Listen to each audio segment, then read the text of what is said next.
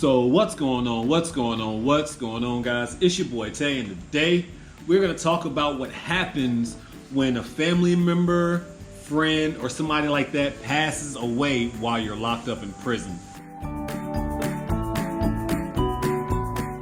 Now, this subject is one of those subjects I think it needs to be known because when we're out there committing these crimes or running the streets or doing whatever we're doing and whatever can lead you to go to prison, whether that is missing out on child support or even the petty things like too many traffic tickets, whatever the cause of you getting behind the walls, I want to put information out there because when you go behind the walls, like, you do miss out on a lot of things. Obviously, it's common sense. We know this, but people still put themselves in position to lose our freedoms and our rights. And one of the most important freedoms that we lose is being there for family members when they pass away, or even friends, or that's pretty much only the categories that can be family members or friends, maybe your husband or your wife or your child or whatever.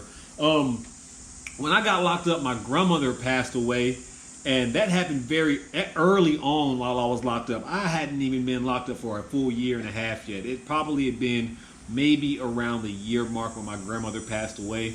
And I thought I was gonna get to go to the funeral, and nah, there was none of that. I thought there was gonna be a way where we get to pay to go to be able to get to go to the funeral, but you had to, in order to do that, you had to have money, and your people had to pay them so they can have a guard to escort you to the funerals, and etc., etc., etc. And that's kind of makes sense and all well and fine because A, you put yourself in that position to go to prison, so state does need to provide for the protection of others, so they do need to send a guard with you or a police officer or whatever, and you need to provide all that payment, like the transportation costs, like you have to come up with all that money. And in my state, they stopped doing that, period. So if somebody passed away, there was nothing you can do about it. You could not pay money and just go to the funeral. It wasn't like that. Weekend passes, day passes, that's over with. Like, prison gets worse as time goes on. It doesn't get better. So, all the little luxuries that people did have, smoking cigarettes and just the small things like that in prison, they're taking all that away. They're putting everybody in uniforms and all of that nowadays in majority of the prisons in the United States.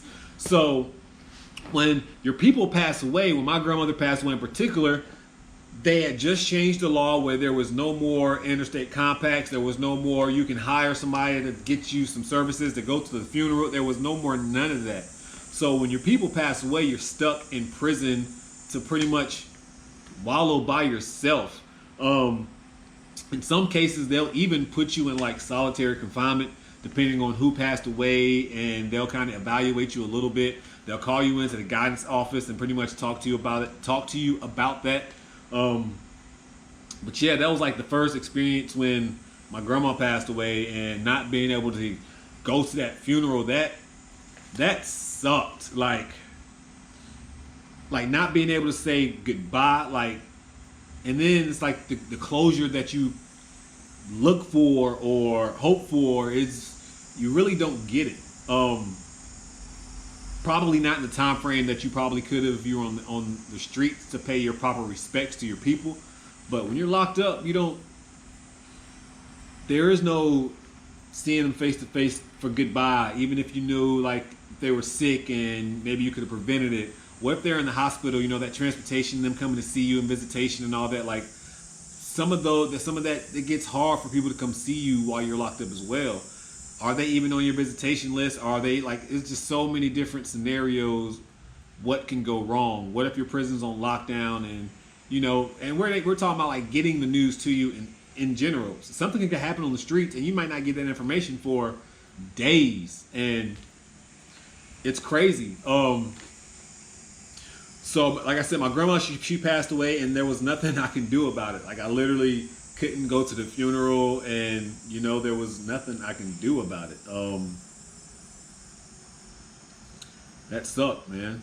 That really sucked. And a few years after that, one of my best friends got murdered while I was locked up.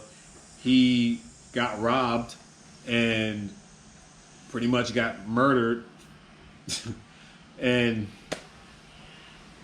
thank God this guy got caught.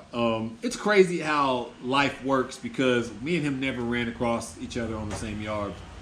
I'm not a killer or anything like that, but that would have been crazy for me to see that dude. But anyways, my best friend, he ended up getting murdered or whatever. And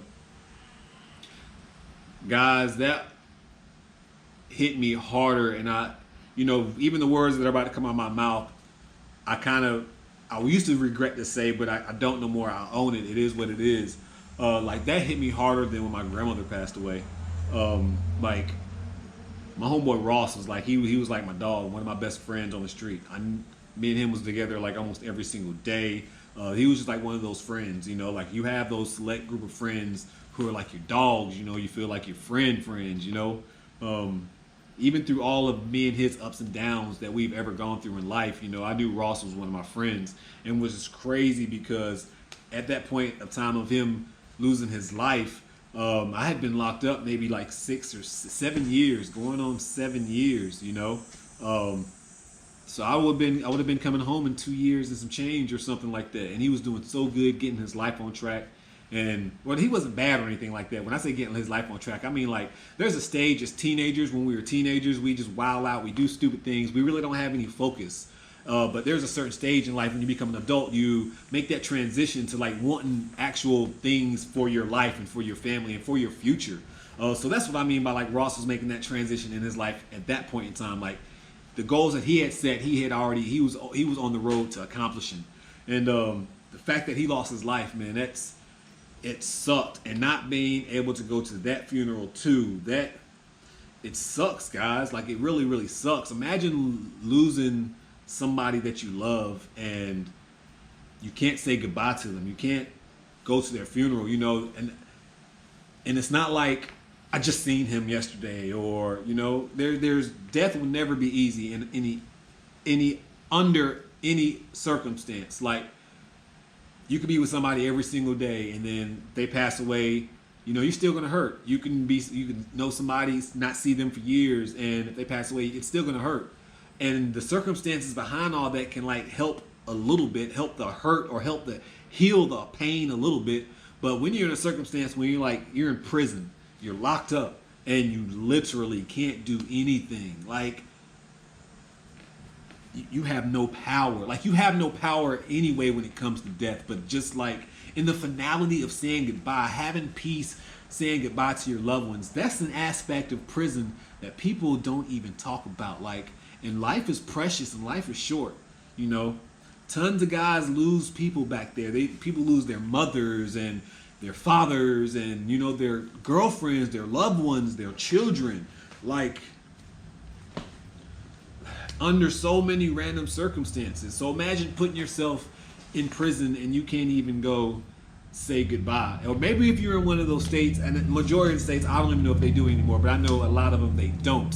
If you're in one of those states and you have to come up with the money, let's say, okay, you can go to the funeral, but you need to come up with this $9,000-$10,000 to go to this funeral. And that's just for transportation, to get the guard and the gas, because you got to pay for all that, And it's like it's nobody's fault but our own, because we put ourselves in a position to go to prison. And it's like, when are we going to break that stigma, break all that? It's got to be at some point. It's got to be. Wow, I said a lot. I think I say that when I try to fight back like a lot of emotions and things like that. But anyways, I'm about to go off on a whole nother tangent. I guess the purpose of this video is saying what happens to people when they lose loved ones. Like, you're left out. Like, people are mourning without you. And don't you think like we need to be in positions where we can help others mourn as well? Like, you yourself need help mourning, and being around a bunch of strangers in prison. I mean, because let's be real, you make certain bonds in prison, but these people aren't really your friends. I mean, at the end of the day, I mean, from my personal experience, I might even do a video on that, like why you shouldn't get close to people in prison, because at the end of the day, it's just all a facade. It's like social media, kind of, sort of. It's like there for the convenience in the moment, your friends, and then boom, you go away. So you don't have anybody that you can truly confide in when like tragedy happens on the outside. Yeah. people deal with pain and issues different, you know. I saw guys who lose their mothers and just go on about business like it's nothing, you know. But at night, they break down. Like you just know, like they break down, and that's the worst place to get told. Like, you know, you call home, collect, because you got to call home, collect, unless you got a cell phone or something in prison. But let's be real. Let's take the circumstances by what they are. You got to call home, collect. They pick up the phone, collect, and they got to tell you some bad news. I mean, 9 times out of 10, I mean, there's ways that they can contact the prison and they tell you, or you might find out through a letter, or like even those circumstances, how you find out about death. Like, my grandfather passed away while I was locked up as well, and I really haven't spoken upon him that much because me and him, his relationship really wasn't, I'm not gonna say that great. I didn't know him like that, you know. So when I got called to the chaplain's office when he passed away, and they told me he passed away, let me stay in the chaplain's office for about maybe 20 minutes or something like that, and that was more time than I needed at that point in time, because again, me and his relationship wasn't really like that. So they told me in the chaplain's office, and I was on a level 3 yard, so that was kind of, I know they definitely wanted to monitor me then, but I was pretty good. And then, like, when my grandmother passed away, that was something totally different. That was just like a state of a bunch of sadness. Just like everything around me, everything was just, it was like a lot of sadness. Yes, Chapel called and told me that too, and that was a state of sadness. I found out about my homeboy Ross passing away through Facebook. May or may not have access to Facebook while I was locked up, and may have seen a phone or two and saw the tragic post where one of his family members had stated that he had just got murdered or whatever, and I thought that was a joke. So, yeah, I just spent hours trying to research and do information, and it's hard in prison because if you're on a cell phone in prison, allegedly, you can get in trouble. So when you find news like that, sometimes you put yourself in situations that you don't even care, and you're putting yourself even in a more precarious situation because you're out there wilding because you find out bad news and you just don't care, and dealing with that kind of emotions, and then being in the state with all the people that you're around. You never know. So, yeah. Wow. This video's over with. The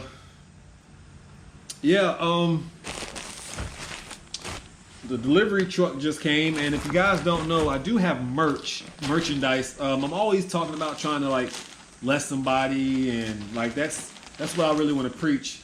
And these shirts, very simple. This is a kid's shirt I got for somebody. They all say simply just bless somebody today, because that's my motto. At the end of the day, that's all I want to do, and hopefully that y'all can too. So just bless somebody today. And if you lost somebody while locked up, or if you know somebody who's lost somebody while they're locked up, or any kind of situation like that, drop a comment and make sure you reach out to people like that as well, because everybody can use a little bit of loving, even if it's just checking up on somebody. So yeah, that's it for me. That's it for this video, guys. Thank you so much for being here and just watching the channel as we try to build up this channel. And if you're new to this channel, thank you so much for watching this channel. A bunch of prison stories and just like my life will be on this channel. I do have another channel where I try to teach people how to make money, and that channel is called Prison to Profit, the number 2 and not the letter 2. But yeah, I will leave that link in the description as well. You can find anything Prison to Profit in the link below in my linktree link, if I just said that right. But yeah, this video, I'm glad it's over with, because this is one of the videos. It's like you got to hold back a lot of emotions, because I lost a lot, man. Missing out on a lot. Yeah. But anyways, guys, RIP to everybody, who passed away while I was gone. It was a lot of people, guys. I lost a lot of friends when I was gone. A lot. Friends, family, etc., co-workers, people who went home from prison and lost their life like days later. Like, yeah, maybe I can do a whole video on that. I don't know. It's just crazy. But anyways, guys, make sure that you bless somebody today, because I promise you I'm blessing somebody tomorrow. But at this point in time, your boy Tay is